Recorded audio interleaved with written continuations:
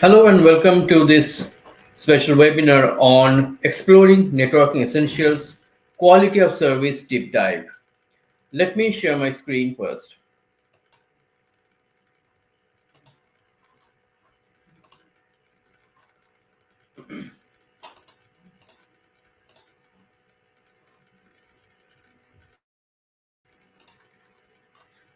So we'll explore the topic of the quality of service. What is the QS? We'll understand the basics of the QS. What are the tools to implement quality of service? It is a very important topic for the Cisco CCNA and CCNP enterprise. So, what is QS?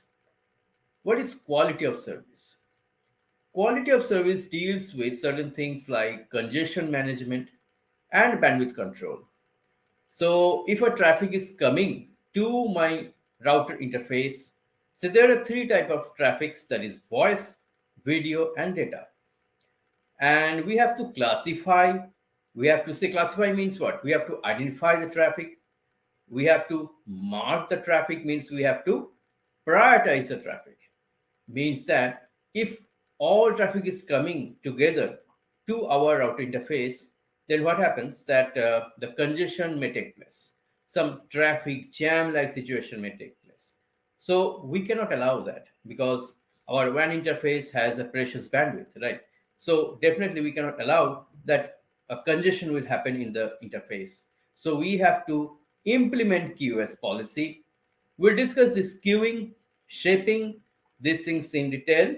But first, let's understand that how can we know that there is a congestion? There is a congestion in the network.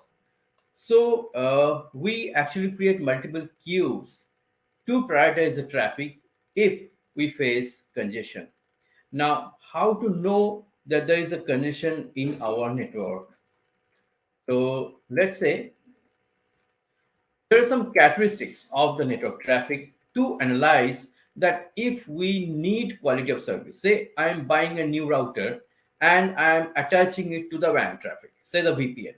Now, do I need to implement QoS? No, definitely not. Because we need to first identify that whether there is congestion in the network.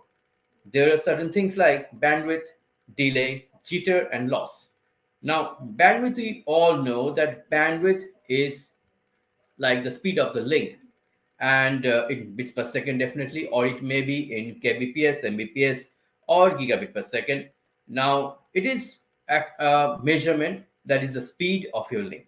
Now if the bandwidth is constant, say in our say in case of router, Cisco router serial interface, the bandwidth by default is 1.544 mbps, as we know. Now if the bandwidth is static, it is actually not behaving in irregular fashion. So in that case, there is no congestion. But there can be certain things where we will face congestions like delay. Now, delay is a natural thing. Means that if say we are sending ICMP packets, say ping packets, and there is a round trip delay, it means that the packet will go to the destination and it will come back to the source, and the entire time will be the round trip delay. Now, maybe that the packet is coming in a 1 millisecond or 2 millisecond interval. Now, that is the say the delay or the normal delay. There is no congestion there. There are certain delays like processing delay. When the say for example router does the ARP lookup, the ARP, the address resolution protocol, then for that ARP lookup in that recursive routing, we have that processing delay, and it also depends on the CPU and the model number of the router.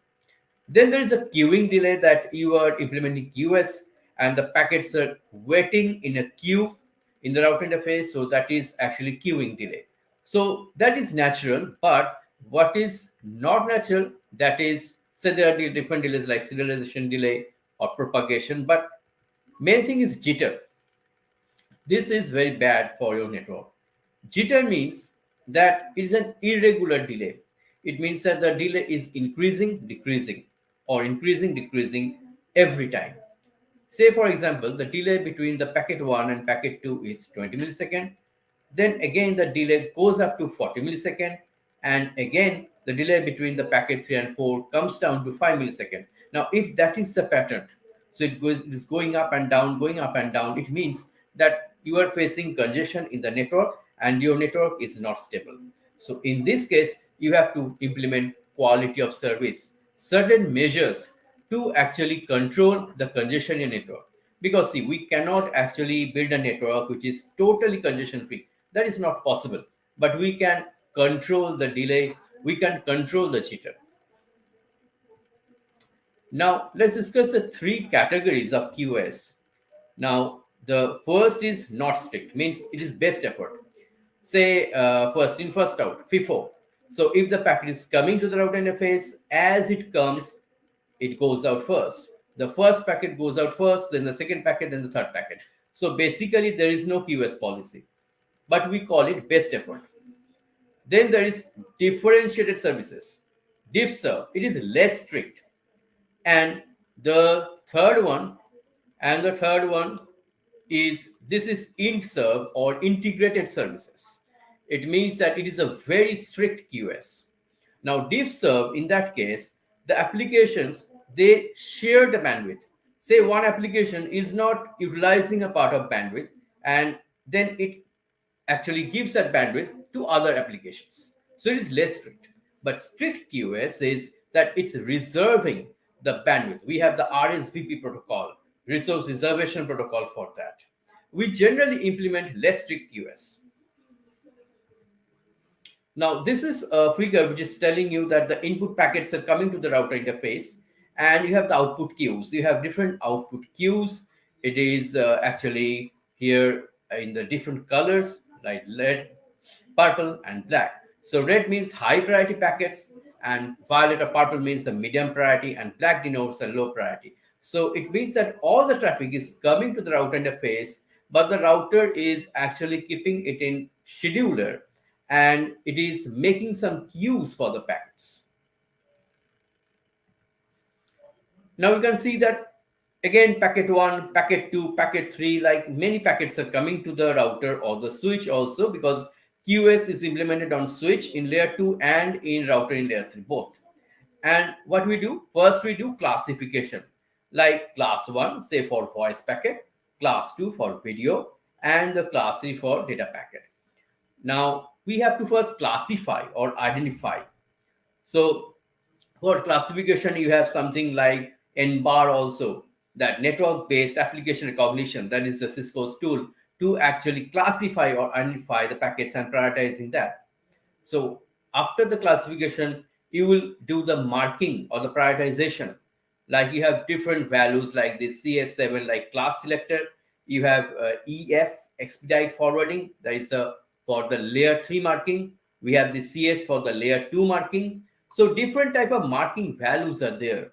So we actually can prioritize the traffic according to the marking values, and we can give certain comments for that. Generally, the QoS is implemented in the ISP, in the internet service provider, in their data centers or in cloud data centers, we use the QoS. But yes, we can also control our enterprise traffic with QoS. Now let's discuss the marking or the assigning priority, prioritization of the traffic. Marking, this is the IEEE 802.1q frame that you see of the VLAN. And here we have the tag control information or TCI bit. Now in the TCI byte, you have something known as priority, that is COS, class of service. And then is CFI, that is canonical format indicator, that we know that actually denotes the token ring or FDDI, that Ethernet, that VLAN, and then the VLAN ID. Now in that priority, that COS means the class of service, you have that marking field. So it is the layer 2. It is a layer 2 marking that we are talking about. The COS is a layer 2. And this is the layer 3 marking. So what happens that in case of IP packet, IPv4, let's say, there is a toss byte, that is type of service. And you have these different bytes there. So how many? You have this IP precedence, that is 1, 2, and 3. 3 bits. So how many markings? 2 to the power 3, that is 8. So in IP precedence, we get actually 3 bits for marking. Just like the COS. In the COS also, in class of service also, we have the 3 bits, but not in the case of DHCP, that is differentiated services code point. Now that is extended up to the 6 bits. So how many we get? 2 to the power 6, that is 64. Because see, the IP precedence is very old. So nowadays we do not use the IPP much. We use DHCP because it gives you a lot more marking for your router. Now, these are the different type of classification traffics in the QoS. But you can see that traffic class one is a network control, means your the control plane traffic means a routing protocol like the BGP, IGRP, OSPF, HSRP, NTP, all these things, and also the multicast, that is PIM and IGMP. You have PHB, means per hop behavior, that is a QoS marking, that is CS, class of service. So it is interoperable, means it can be compared, the IPP or the DSCP, it can be compared with the COS. Now you can see that the marking is CS6 and it's using COS value, that is 6 and 7. Let's say in case of VoIP, Voice over Internet Protocol, there is a EF, that is expedited forwarding, and the value is 5. And that is used for Cisco IP, phone, teleconference, telepresence, Jabber, these things. Now, voice traffic is considered the most important traffic, and we use EF forwarding, and EF is marked in the ISP because in enterprise network we do not mark it with EF, we mark it AF, that is assured forwarding. Like the multimedia, you can see that AF41, it is compared to the COS value of 4, critical data, that is HTTPS, or email data, that is AF21, bulk data, that is CS2 like FTP, backup, IPTV, any, and also scavenger class means anything that is not so important in the network, say any gaming or YouTube or point-to-point traffic, CS1, and class default, that is unclassified traffic, IP physical broadcast, that is CS0. So these are the some type of marking, some examples of marking for different type of applications. Now again, you can see that there is a DHCP class selector names, and you have some binary values for DHCP and also its contemporary IPP binary values. So this is actually starting from CS0, that is class selector 0, then class selector 1, 2, 3, like that up to the 7, because we have 8 combinations, because 2 to the power 3, that is 8. So from 0 to 7. And in binary, it is actually showing you that the first 3 bits, like this 000 or 000 or 010, this can be compared with the IPP, because IPP actually use the 3 bits and the DSCP uses 1, 2, 3, 4, 5, 6, 6 bits. And there are certain names also. This is the CS0, means the routine traffic. This is CS1 priority, then immediate, then flash override, critical, internet control, and network control. So there are certain names for these values also. So here we are doing what? We are actually transforming the markings, the CS marking, into the binary values for the DSCP and the IPP. So it is a comparison of the CS class selector with the DSCP and the IPP. And again, you can have other markings also, like DSCP AF, assured forwarding values that I was talking about. And you have certain classes like class 1, class 2, class 3, and class 4. These 4 classes are there. And we are actually dividing it in case of low drop probability, medium drop, and high drop. Means if the traffic is coming to the route interface, then if it is in the low drop probability, that most probably it will not be dropped. Medium drop means it may be dropped or it may not be dropped, like this AF1, 2, 2, 2, 3, 2, these things. And again, we can convert it in binary and also in decimal. And high drop probability means that most probably it will definitely be dropped. So these are the different types of columns you can say in the AF. So we can set the priority according to this. So that was about the marking. And let's talk briefly about queuing. Queuing means that it is used to store packets based on different traffic classes. It means that if the traffic is coming into the router interface, then it should be queued it should be buffered, because we cannot allow every traffic to enter the route interface at the same time. So it should be waiting at the queues. So there are two types of queues actually. One is the priority queuing, and that is actually very bandwidth intensive. And we actually prioritize one type of traffic only. So let's say voice traffic. We are prioritizing the voice traffic, and we are giving entire bandwidth to the voice traffic. That is priority queue. And one is CBWF queue, or class-based weighted fair queue, and it is actually reserving certain bandwidth for every traffic. Say, let's say if I say 5 Mbps, bandwidth will be reserved for voice, video, and data. So that is a equal bandwidth reservation. You can say that is a CBWF queue. So let's say this is the priority traffic. This is a LLQ, low latency queuing. So you are actually prioritizing the traffic. You are giving the bandwidth to one traffic, and it is maximum ceiling is 3 Mbps. So it cannot go beyond that. And these all are in CBWQ, from the call signaling, network control to the class default.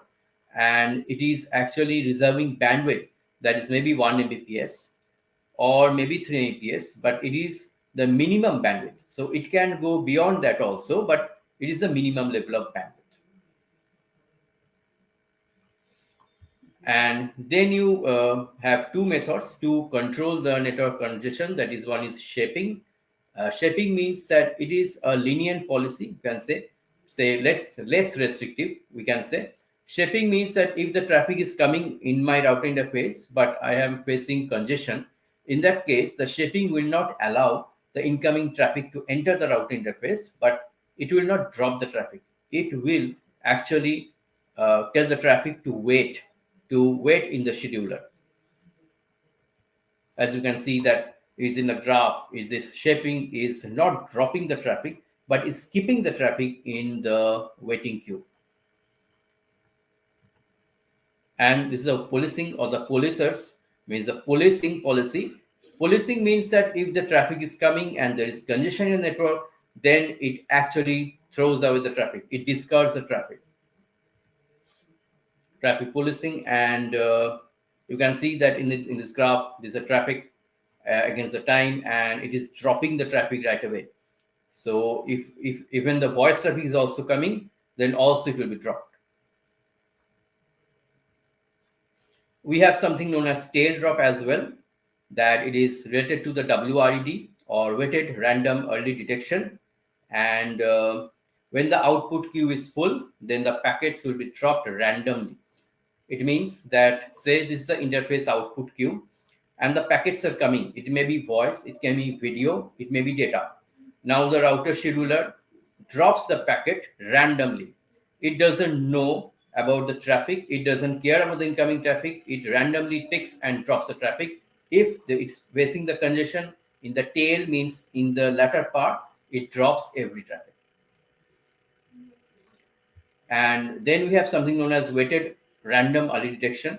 So previous was only the random early detection, and Cisco added weighted, means it actually added the different types of traffic. So now what happens that in WRED, it actually builds three categories. So one is do not drop. So means there is no such congestion. So then the traffic will not be dropped. So this is the minimum threshold of the congestion. And then you have drop random packets, means if you are facing a bit congestion, then the packets may be dropped or it may not be dropped. And then maximum threshold is here, where you drop all packets. So it actually divides the packets in different categories, and it categorizes the packet, and it doesn't drop all the packet. So that is the advantage of WRED. So that is the WRED, and it also has explicit congestion notification bits with the WRED. So it actually signifies congestion, and it informs the source and the destination about the possible that packet dropping possibility. So it is a very intelligent method, you can say. So this is about the policing, shaping, and WRED, all these methods. So this is, in a nutshell, it is about the QS policies that I have discussed with you, and is a very important part in our modern networking as we are moving towards the automation. That QS is facing a major role in networking in Cisco network. And as we all know that CCNA or CCNP, that is very vital for your Cisco networking career. This is QS, something that you have to learn and master. So that is about a short discussion about the QS, and I have covered every part of the QS here in this deep dive, and I hope that it was very beneficial for you, and you learned a lot about this QS. So thanks for watching this webinar on this QS, and I hope that you have learned a lot, and it will definitely help you to gain great knowledge and better depth in your Cisco networking career. So that is it for today about the QS, and again we'll meet with some new topic next time. So till then, bye.